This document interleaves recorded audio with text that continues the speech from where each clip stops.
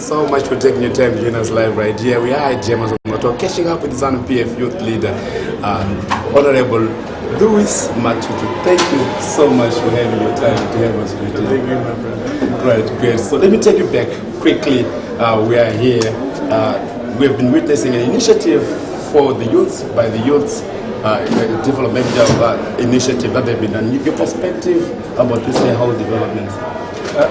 To me, it's something very great, and I will tell you that if we can have more and more of our young people, being that creative and innovative, we want young people who think, young people are willing to work, who are productive, and this is a very good start. They need support from government, but it's one of the greatest things that I've ever witnessed in my time as a youth leader. They are saying we need to maximize the land that is there for agriculture. So it's something that really is amazing, and that's why I'm here, because I realized that it's a very good initiative. They are talking about supporting the implementation of SDGs, because if you look at there are 4 H's, they are specifically focusing on SDGs. So I have to support them and make sure that they implement whatever they want to do. Right. To what extent do you think this is going to affect and impact the social development of the youth themselves? As the finance minister said some time, that the time of austerity is over. But now that it is over, we need to focus on productivity and creation of employment. How will we do that?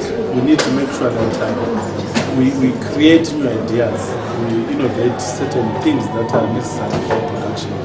A lot of young people obviously will benefit from young people with pieces of land, for young people who are renting land, and for young people who would acquire land probably very soon after the completion of the common process in terms of land out. So they will be productivity, and young people will be occupied. They will make money from agriculture, and they also market each other's products. The value chain is as long as you think of it, and a lot of young people are going to be played with other young people, and this is really beneficial to them. Allow me to digress and move away from this environment, and let me talk about the Matutu that Zimbabweans know. We are one of the most outspoken ZanuPf leader who has spoken outrightly against corruption. Allow me to speak about this. How does this make you feel, specifically when you're speaking against some fellow ZanuPf cadres? How is it with you? You see, my brother, corruption doesn't have a name. Neither does it belong to a particular institution. Corruption, just criminal acts by individuals, certain things that are illegal, that are not good for our country and economy. So wherever it is, whoever is responsible, who is there, we don't care who is involved or how powerful the person is, but we must also remember that, like I said, it's everywhere. I can give you a lot of examples. Look at what is happening in MDC and local council. A lot of corruption. Look at what is happening in other institutions, private institutions. A lot of corruption. Recently, we've got the situation in the issue of CBZ and EcoBank. EcoBank, which bank we actually said before that they are practicing and participating in black market. So it's coming out. So it's corruption is everywhere. But we will never tire to mention or to expose. But when it happens in your own party and you single-handedly point some people and have a list of people, how does that go on, especially with other party members? How has it been? I just out of interest want to know, how is your career and your future in the party when you then point people who seem to be senior to you? It's not about seniority, it's about your behavior. You can be senior but with wayward behavior which is not progressive. So I don't care about the seniority, I care about real leadership, servant leadership, as the president will always say. People who represent those that they lead. And that was just that was a starting point to show the country that it is possible to point at my brother or my father or my sister who is corrupt, so that corruption can end. Besides, I wouldn't think that a clever individual would be angry that they've been painted as a corrupt person, but they will be happy because they have got an opportunity to clarify certain things. But is it a matter of just clearing your name? Because we have witnessed people like Mfumera. I think they were quickly picked out of your list. And are you also happy with the number of people that have been picked up so far? I'm not happy with the number. There are very few because Yes. a lot of people are very corrupt, not necessarily in ZanuPf or in government. So we expect to see more and more people getting arrested. Because right now I want to focus on the list from the ZanuPf one that you gave us. Are you happy about the list so far that has been? Because I think we're only talking of Joram Gombe and Priscilla. Is that what? Because you're the bigger list. Are you satisfied? You may never know. Perhaps a lot is happening and more are coming. So us, we are very happy. We are very happy that at least we've got some people that are coming from that list. But it doesn't necessarily mean that it's ending there. Perhaps some on that list will follow. And others who are not part of that list. And like I said, that list was a starting point. You start from someone. We wanted to show the country that in-house our president don't promote or condone corruption. So that we have strength to shout loud to others who are outside our house in terms of our drive to shun corruption. So this is what it is. By the way, it is about the future of the young people. It's never about any organization. But we should look at ourselves as young people and say, if you don't correct this now, what is going to happen 10, 15 years to come? Are we going to have any resource left for generations to come? Are we going to have an economy that is stable, which is run by systems that are accountable? So those are the things that we must look at. That is our responsibility as young people, that we correct that now before it's too late. So this is what we're doing. It is my appeal to fellow young people in other organizations, in as much as they may love their politics, but they will end up probably doing their slogan, so it's time for them to join us, join hands together and fight corruption together.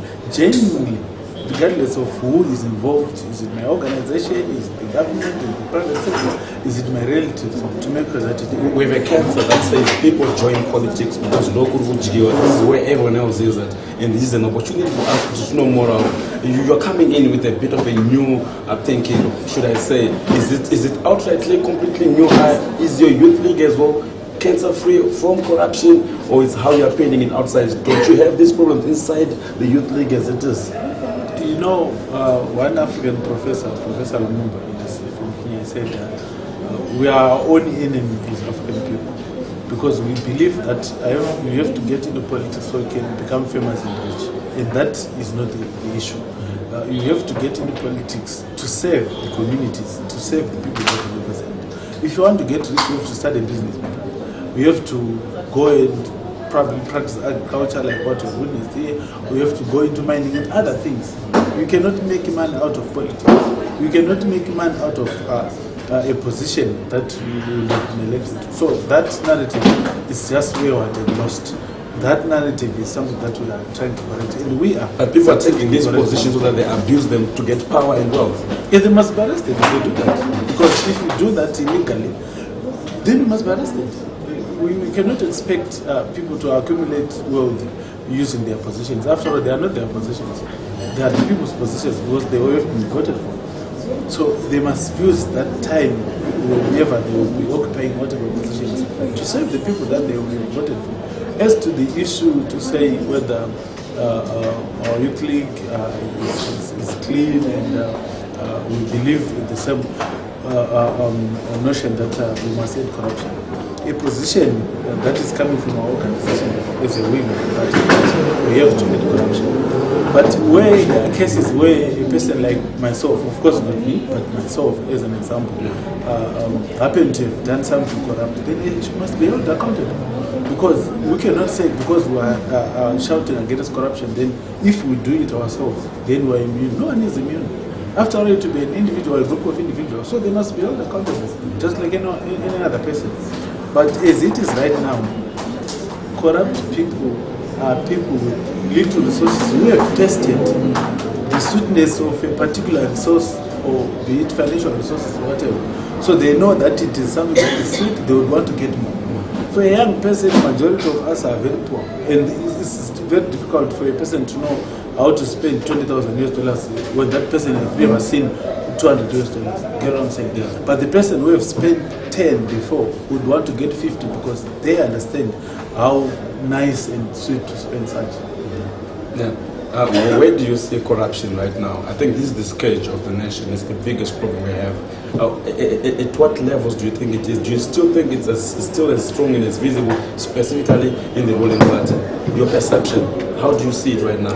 To be honest with you, I don't know other organizations, but in ZanuPf it's too risky these days to be involved in corruption at whatever level. And everyone knows if you do anything that they feel that is suspicious, they would want to question whether there is any act of corruption. So our organization has moved a step further as far as shunning corruption. And we're not looking outside to see what is happening around us as a ruling party.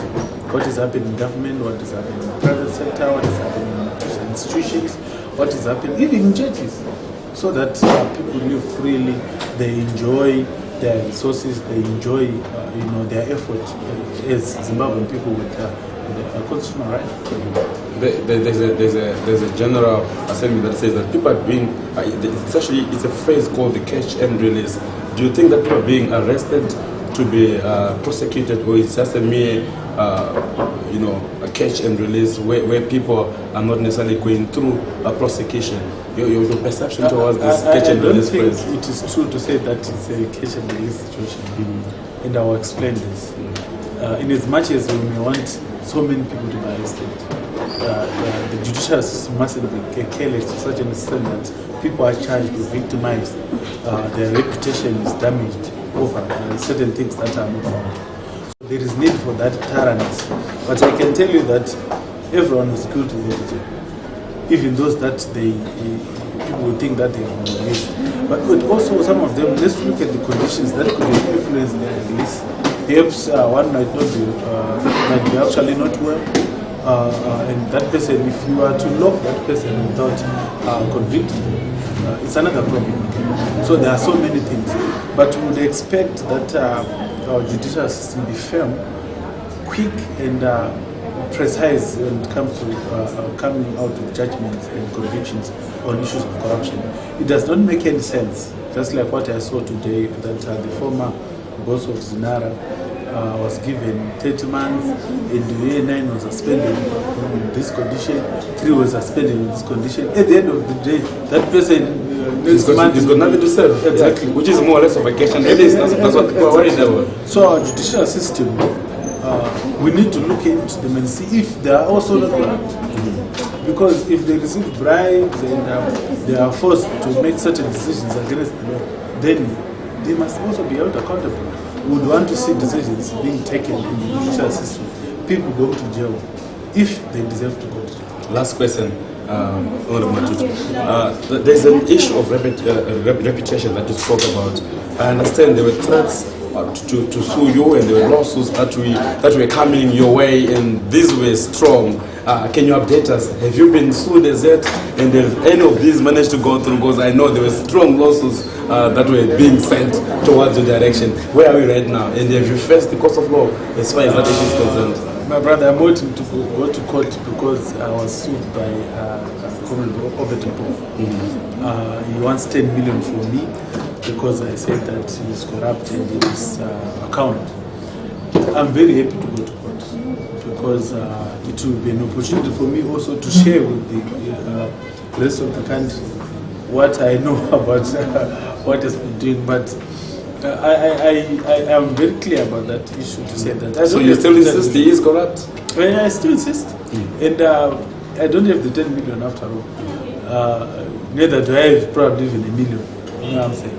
Because I didn't steal when others were stealing. Okay. But what I have is evidence against their theft. So that is going to save me. Are you safe in the party? I thought that was the last question. Maybe this is the last question. When you start fighting with these big wigs, do you worry about your safety, and how safe is Louis Matutu in the party? Because these are guys who really have got almost everything against you if they want to use it against you. Does that worry you at all? Believe me, my brother, they've got nothing. If you are guilty, you've got nothing. You are the weakest person ever in any institution if you are guilty. Because you've got a lot to fight, which is not the individual who is accused of being guilty. And we are taking this from the president. If the president is saying we must shun corruption, any other individual going down the hierarchy doesn't matter, because we take direction of the leader. So I'm the safest person because I stand for what the people would want to see leaders stand for.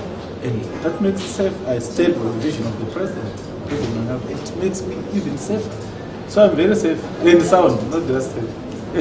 It's been a nice catching up with all you guys who are watching us live right here, www.techmec.tv. It's always an interesting interview catching up with the ZanuPf youth leader, Obert Matutu. Thank you so much for the time. And this time around, we're not exchanging blows. It was a nice, decent interview. I fully do appreciate you, and thanks for the time. You're welcome. Appreciate it. That's great.